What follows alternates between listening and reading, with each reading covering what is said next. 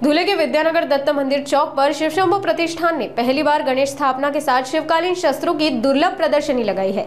इसमें 250 से अधिक प्राचीन शस्त्र प्रदर्शित किए गए। प्रतिष्ठान का उद्देश्य छात्रों को इतिहास और छत्रपति शिवाजी महाराज के शास्त्रों से अवगत कराना है। धुले के विद्यानगर स्थित दत्त मंदिर चौक पर शिवशंभो प्रतिष्ठान द्वारा पहली बार गणेश स्थापना की गई। इस पहल के तहत विभिन्न कार्यक्रम आयोजित किए गए। इसी कड़ी में पहली बार प्राचीन एवं दुर्लभ शिवकालीन शस्त्र प्रदर्शनी का आयोजन किया गया। प्रदर्शनी में 250 से अधिक शस्त्र और सामग्री प्रदर्शित की गई। इसकी जानकारी शिवशंभो प्रतिष्ठान के अध्यक्ष मोहित देसले ने दी।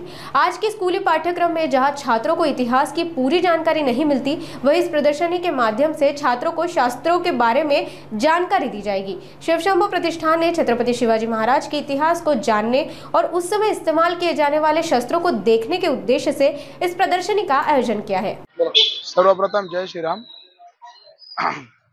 आमचे हिंदू धर्मयोद्धा आमदार अनुपभाई अग्रवाल यांच्या संकल्पनेतून दत्त मंदिर चौकामध्ये श्री शंभू प्रतिष्ठान धुळे शहर अध्यक्ष मोहित नरेश देसले मी स्वतः आम्ही दत्त मंदिर चौकामध्ये गणेशोत्सवानिमित्त गणपती महाराज विराजमान केले आहे।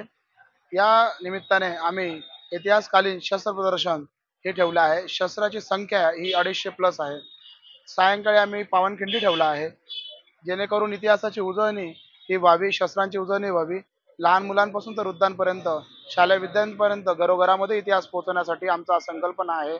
हा संकल्पना म्हणजे जी शाळेतील विद्यार्थी ही पुस्तकामध्ये जे नाही शिकल्या जात नाही आहे, ते शस्त्र हे ओरिजिनल प्रॅक्टिकली अनुभवतील, सजीव देखावा त्यांना पावनखिंडीचा कळेल। जे इतिहास पुस्तकात समजत नाही आहे, तो विद्यार्थ्यांना प्रॅक्टिकली इथे नॉलेज देण्यासाठी आमचे स्पार्क फाउंडेशनचे मित्र हे सुद्धा इथे अवेलेबल आहेत। 10 लोकांची टीम आहे। हे इंडिव्हिज्युअली प्रत्येक लोकांना प्रत्येक शस्त्राचा प्रत्येक माहिती ही इंडिव्हिज्युअली प्रत्येकाला देतात व या सगळ्या गोष्टीसाठी आपण धुळे तमाम जनतेने, धुळे ग्रामीण जनतेने यावं व शस्त्रांचा प्रदर्शनाचा अभ्यास करावा व पावनखिंडीचा देखावा बघावा। या आरासामध्ये सगळ्या धुळेकर जनतेने सहभाग द्यावा हीच आमची नम्र विनंती।